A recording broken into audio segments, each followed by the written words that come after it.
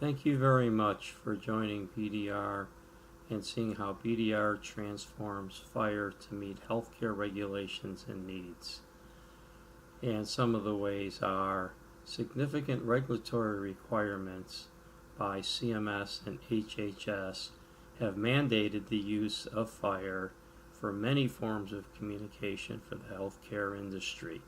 HHS, CMS, HIPAA, CCPA, GDPR, and other regulations should be a substantial concern for C-levels and board members in the healthcare industry and any industry.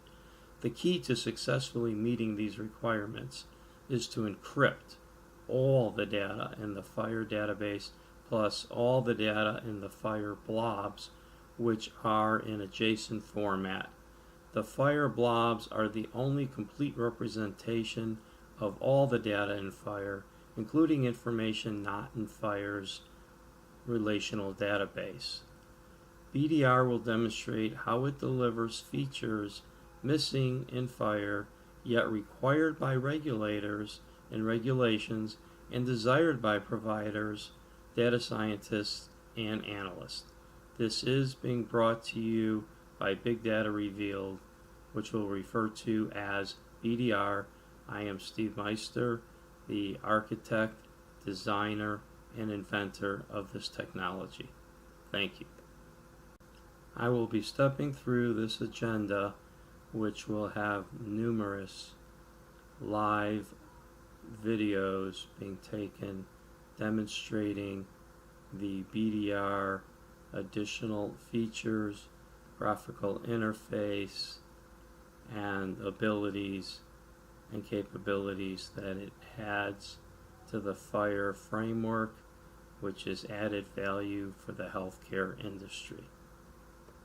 Now let's look at and discuss the features and capabilities delivered by BDR that make FHIR a more complete product.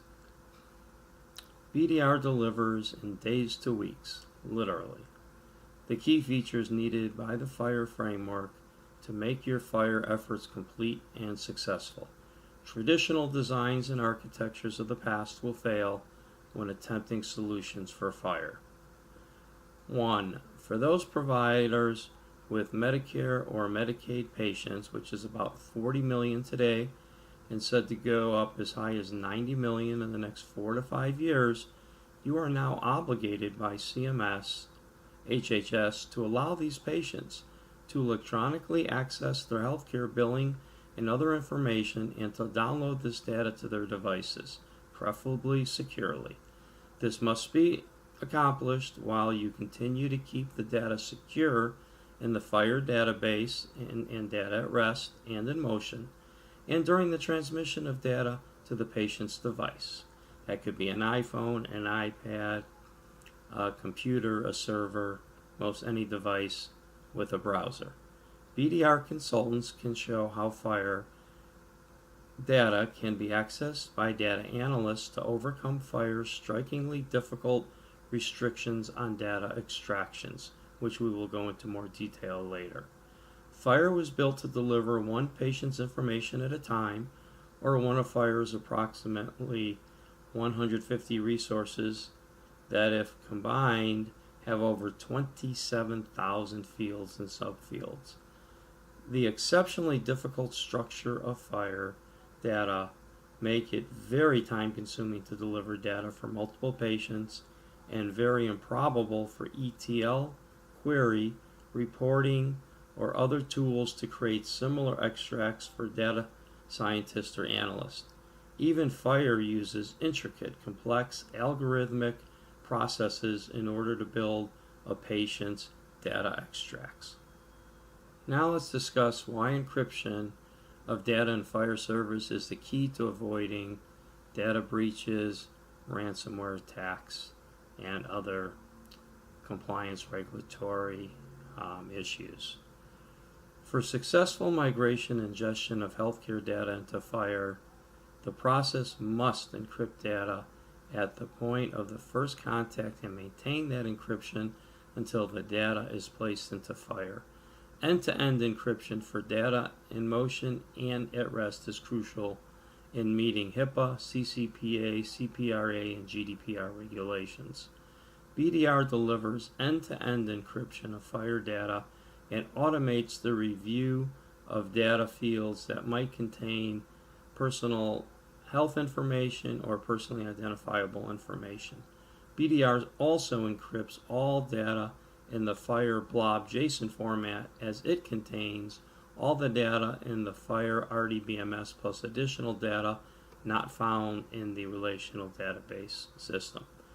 Violating any of these regulations and allowing PHI and or PII information to be breached could mean many millions of dollars in fines, loss of customers, and damage to your brand and company's reputation.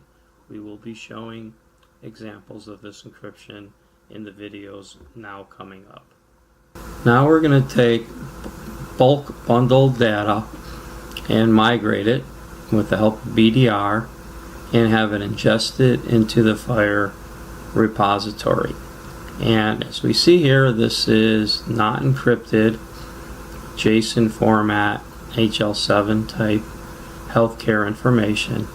And again, this will be fully encrypted once it's ingested into FHIR repository. We're going to run a BDR job to do bulk bundle loading, and this can also be executed from the graphical interface.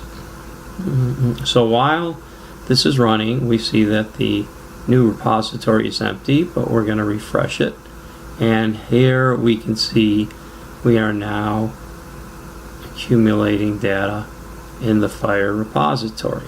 So as we look at the different tables, we see that there's data, and we see that there's encrypted data where there would normally be decrypted patient and other resource type data in there. So here we can see that blobs are being written also into the database, which stores all of the patient data plus what's in the encrypted data in the database. As we open up the blobs in different rows randomly under different resource types, we can see that the data inside the blob is encrypted. Even though it's compressed normally in a zip format by FHIR, we have encrypted the compressed format. So this makes it in a breach unhackable, and we're using AES 256 encryption. And again, as we see, what would normally be individualized patient PHI and PII, it is safely encrypted, and here we can see the bulk bundle job has completed. Next, I will be showing and demonstrating the FHIR API URL calls to retrieve data for viewing and usage. Now remember, the data is encrypted at rest, as it is with us in motion, and the user would normally receive unreadable encrypted data by doing a basic API URL call to the FHIR repository. BDR will use BDR microservices and migrate and FHIR interceptors to call to have the ability to display the encrypted data to the end user in a readable format. With any other query or reporting tool, or using FHIR out of the box, this protected, secured, encrypted data would not be readable to the end user or patient. So for transparency, I just want to go through showing the string data in the schema that we're going against, and we can see that the data is encrypted in the version table where the blobs are. The blobs are encrypted. So now we're going to go in with the Postman app, and first we'll look at all the patients' data and information. So as we click on this, it's just calling an API with the URL as anybody else would to look at the data within FHIR. But as we can see here, even though it's encrypted at rest, and it's still encrypted at rest, because of our calling of our microservices, we are able to see, read, and view this information and work with the information. Same as if we were to just look at a single patient's information. We can view it unencrypted due to utilizing the interceptors within Hibernate and FHIR to then be able to use our decryption and encryption capabilities, but always protecting the source data and maintaining that integrity by that data staying encrypted at all times, as I come over here and show you.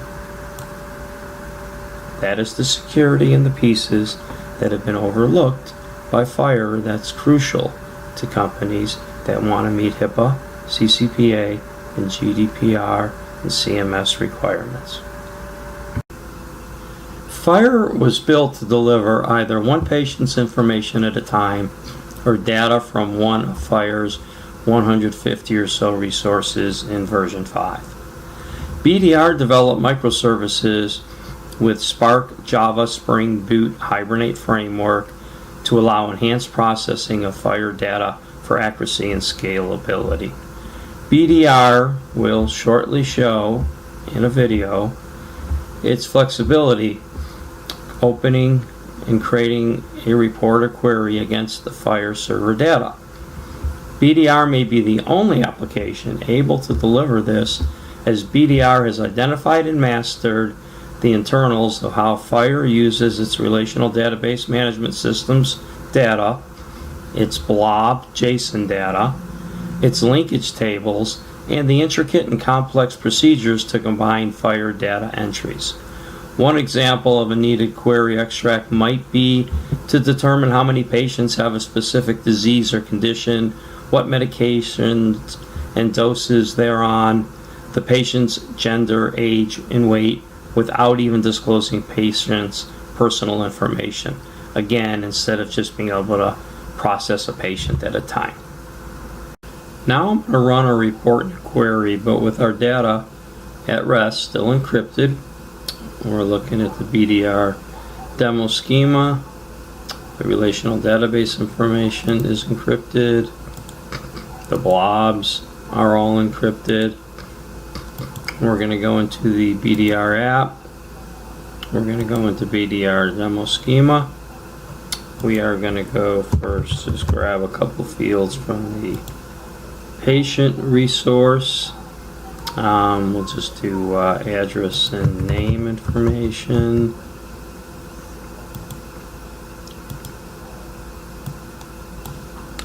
And we'll search for name. Give family name and given. We'll now go into the resource for observation, and we'll search for codes.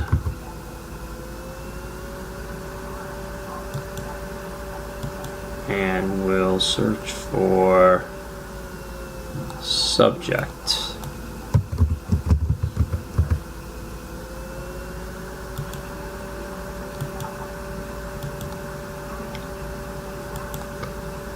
And at this point, we'll run the process. So that is running. That's going to create a report. Once the report has completed, we can then download that report or migrate that report, and then the report will be encrypted within the MySQL database, and we'll show how we can encrypt and decrypt that information. Now that the query or report has completed, we can view the information. There's server-side pagination to make the viewing quick as you scroll through. Now I am going to grab my iPhone and prepare it For the two-factor authentication, I'm going to select download. I am being prompted for a code 065728. I enter the code. It's then going to have me generate a key. This is an encryption key that's used for crypto.js, SSL, SSH, our Spark job, BDR jobs, and HTTPS. I'm going to say done. I'm going to open the report. It stays encrypted, that report, until the point in which it hits my device, and now I'm able to view, save, and work with this data. Also, I can report or migrate this data to an existing database. So I have something called Steve Reports out in my SQL, and that goes into, we're going to use BDR-FHIR, and let's take a look within BDR-FHIR. Well, actually, we can put it into Steve Demo, and then tables. So we will come here and type in Steve Demo, and we'll create a new table called Steve New 0829 2021. We'll test our connection, and we'll run the process. So what will happen is we will refresh Steve Demo, and shortly we should see our new table. Now, with the job completed and we refreshed, we should now see Steve New 0829 2021 table was created, and it was created encrypted and securely, as it should be. Now, based on one's credentials and authority, they can then come into the jobs that were run, and it is encrypted, but they can come in and say, okay, I want to decrypt that data. Are you sure?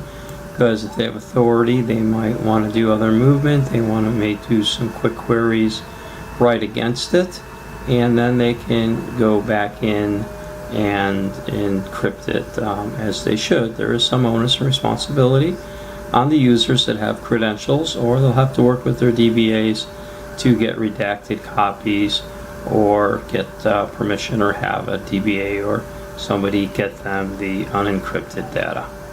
We'll go check on the job now and see if the decryption process has run. So we'll refresh.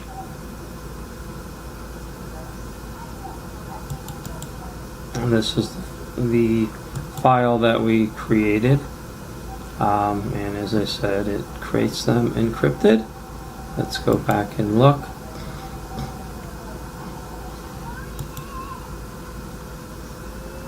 Migration just started. I had thought that I had submitted the job. It is now running, and shortly we will look at the results. Now that the job has completed, it says decrypted, so we will go to the MySQL Workbench. We will refresh the Steve New 0829 2021.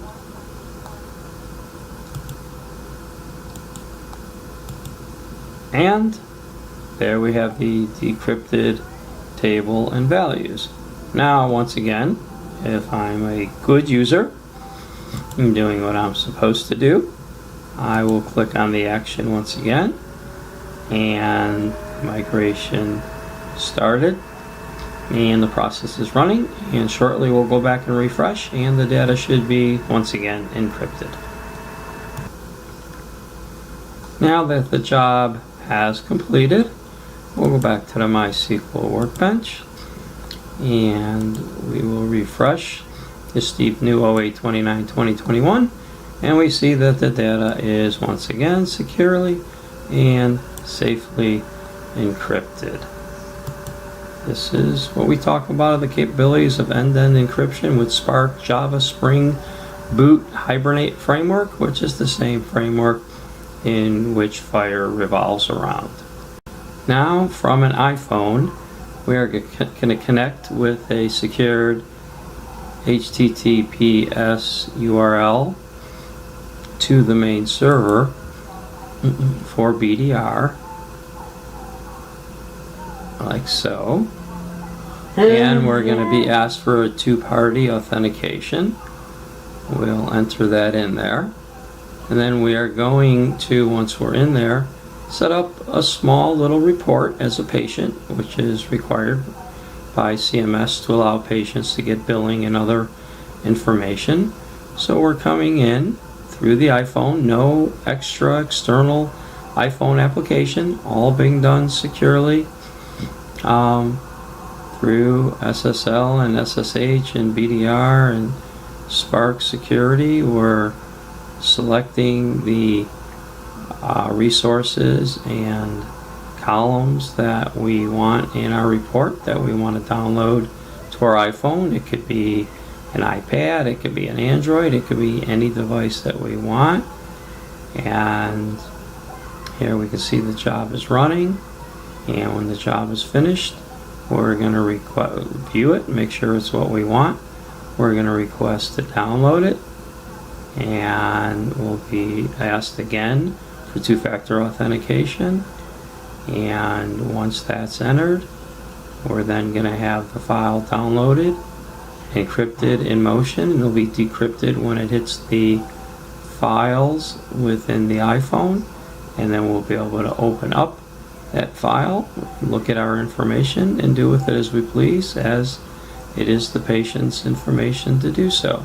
So now that the download has taken place, we're going to open up the file, and we'll put the phone sideways so we can see the data a little bit better.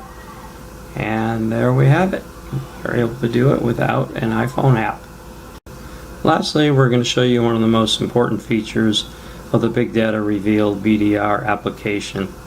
What you are going to see is a little query screen where we type in English, unencrypted data, and able to read encrypted data, match it, and bring back the information requested.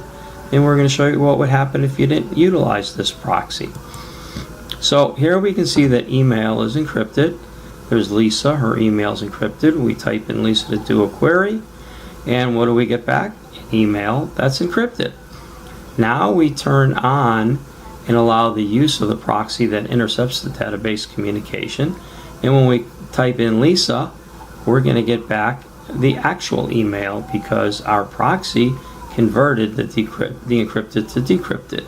We're even going to take the email address decrypted, do the search and look up, and we can see, and we got back the decrypted email as we thought we would.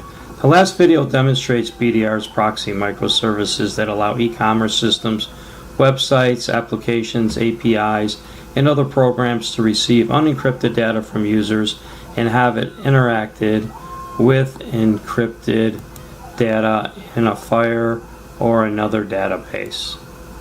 This allows for business as usual for your patients, analysts, scientists, and your company. BDR's proxy microservices keeps your sensitive healthcare data encrypted at all times so that you can be HIPAA, CCPA, CPRA, GDPR, and CMS compliant, and yet use the data as if it was unencrypted. Your existing business and healthcare applications remain untouched and fully operational. What I really hope you come out with from this is the review of key objectives and critical success factors implementing FHIR, our summary of implementing a successful FHIR server. Encryption of the FHIR server database and blob.json data is really key. Allowing patients to access and download their healthcare data as mandated by CMS. Create flexible, open non-single patient related reports, queries, and migrations to support better business, marketing, and administrative analytics, and allow for scalable, flexible, and more accurate ingestion of data into the FHIR service framework. I thank you for taking a long time. It's been a long video, but this is a very, very important video to the C-levels, to your patients, to your providers, to your peers, to your partners. So just practice safe keeping of your data with encryption and allow BDR to assist in that process. Thank you and stay COVID safe.